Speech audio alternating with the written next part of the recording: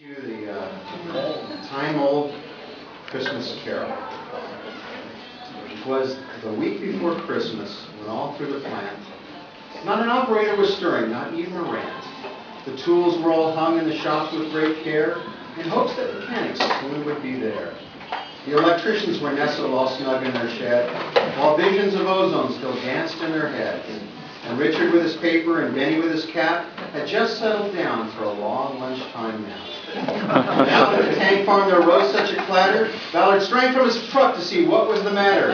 Away to the ferret tank Gib flew like a flash, tore open his toolbox with thoughts of overtime cash. The sun on the breast of the new fallen dew gave the luster of midday to the mechanical crew, when what to Matt's wondering eyes should appear but Gonzales and Lavin with Sean in the rear. And Gregory, the old craftsman, so lively and quick, knew what was wrong in a moment, and it just made him sick.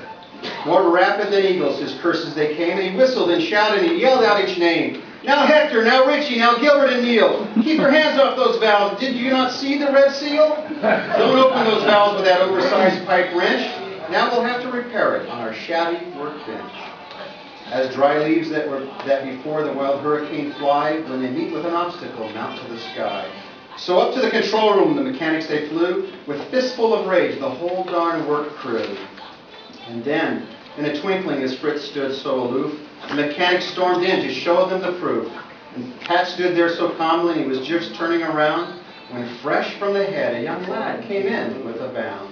He was dressed all in orange from his head to his foot, and his clothes were all tarnished with ferric and soot. The bundle of tools he had flung on his back, he looked like a peddler just opening his pack. His eyes, how they twinkled. His dimples, how merry. His cheeks were like roses, white as our own Roddenberry. His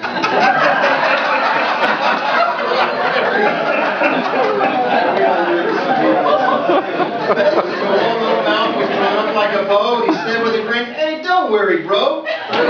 He said quickly as Jeff gritted his teeth, as smoke encircled his head in the shape of a wreath. He had a broad face and a little round belly that shook when he laughed, like a bowl full of jelly. He was chubby and plump, a right jolly old tater, and we laughed when we saw him, and he said, "See you later." In a wink of his eye and a twist of his head, soon we all knew we had more work to thread.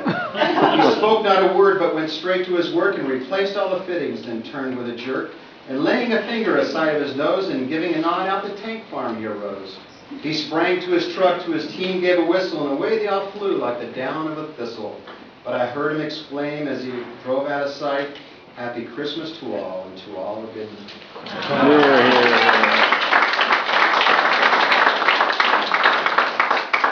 Well, let's have some fun. We got the white elephant gift exchange to do, but is there anything